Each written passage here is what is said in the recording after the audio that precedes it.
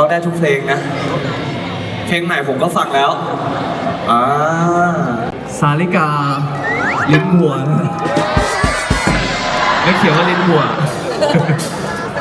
สาลิกาลิ้นทองช่วยมือขึ้นมาพร้อมกันโบบาย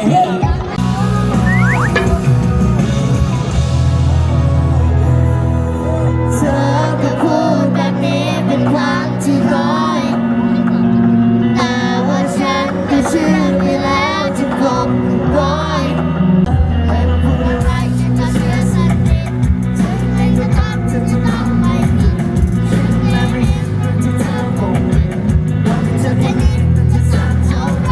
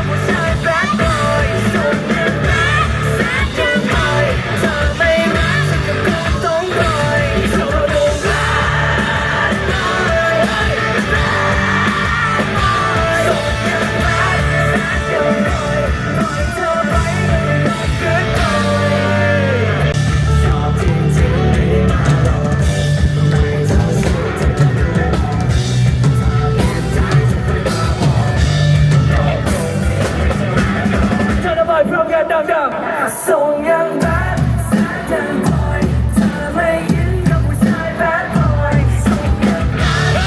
แซดบอยเธอไม่รักฉันก็คงต้องบอยส่งยังแบดบอย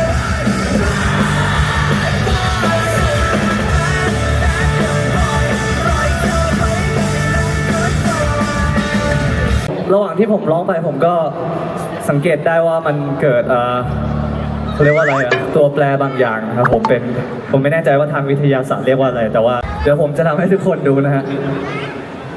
ผมอธิบายไม่ได้แต่ผมจะทำให้ทุกคนดู3 2 1ทุกคนอาจจะยังไม่เห็นนะผมจะทำอีกรอบนึงนะว้าโดนหลอกวันนี้จ้างผมมาเล่นกับเด็กใช่ไหมฮะถึงแม้ว่าเราจะเกิดกันคนละช่วงเจนนะฮะเราอาจจะมีแบบเรื่องเรียกว่าอะไรgeneration gap นิดนึงนะฮะแต่ว่าเราอาจจะคุยกันไม่รู้เรื่องเลยนะครับแต่ว่าพอเลยเพลงต่อไปเพลงสุดท้ายชื่อว่าเสแสร้งช่วยกันร้องได้ไหมโอเคผมเข้าใจวิธีการเลี้ยงเด็กแล้วพร้อมกันนะ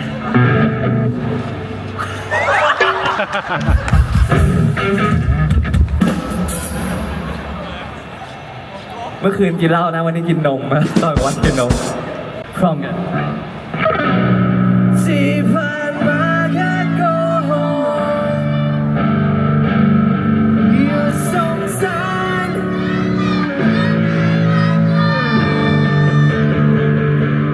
ที่เธอทำให้เสีย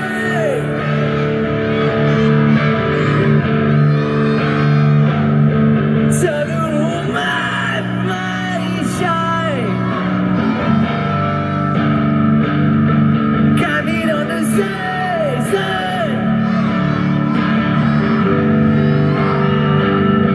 อยู่เธอโกหกจนเช่นแค่มีเธอขอมินิฮาร์ทสูงๆหน่อยเร็วโยนเธอดูดีเธอทำให้รู้สึกเหมือนเราเซ็กซี่ฉันไม่ได้รักใครง่ายๆ you know me แต่เธอไม่เหมือนใครที่ฉันเคยมีหมดเวลาก็รับทำงานเราก็เปลี่ยนไปมันไม่เหมือนเมื่อวานแต่วันที่เธอได้เจอเขาจากนี้ไม่ได้มีใครรอที่ผ่านมาจะเข้าอยู่สงสารที่เธอทำให้เสีย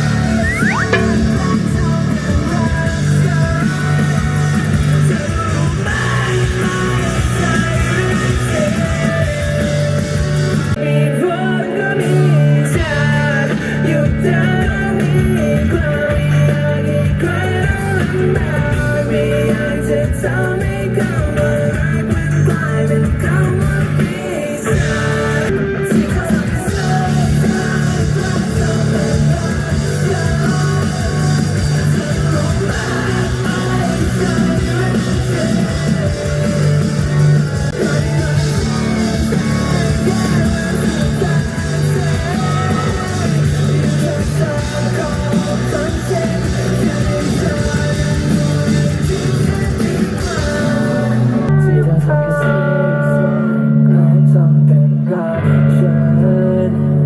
เธอก็รู้มากไม่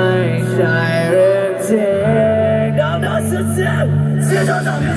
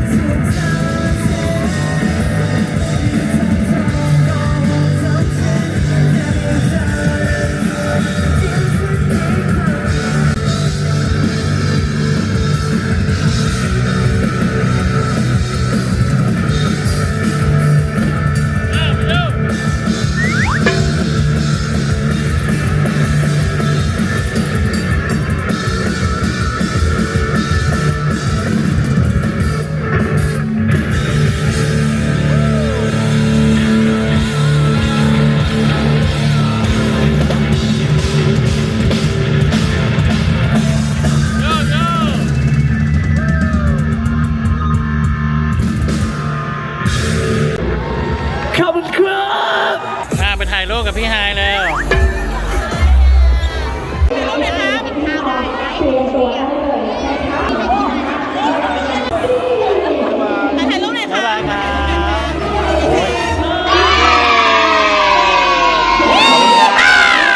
วันนี้เรามากันที่ศูนย์ประชุมแห่งชาติสิริกิติ์นะครับเพราะว่าวันนี้มีมินิคอนเสิร์ตของ Paper Plane นั่นเองนะครับ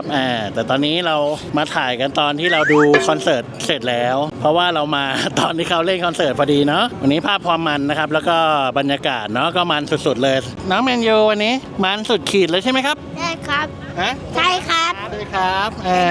เต้นหน้าเวทีเลยนะโอเควันนี้ก็ประมาณนี้นะครับยังไงก็ฝากกดไลค์กดแชร์นะครับกด Subscribe ให้พ่อไอ้กับน้องบ้านน้องแมนยูแล้วก็แม่ต่ายด้วยนะครับเดี๋ยวเราไปเจอพี่ไฮเนาะ Paper Plane อีกทีที่ Overcoat Music Festival เย้เดี๋ยวรอติดตามกันในคลิปหน้านะครับวันนี้ขอตัวก่อนนะครับบ๊ายบาย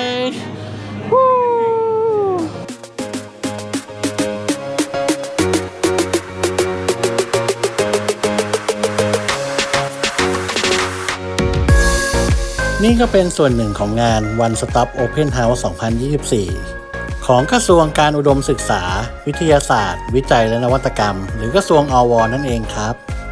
ซึ่งทางอวนะครับต้องการจัดงานนี้ให้เป็นมากกว่างานนิทรรศการการศึกษาธรรมดา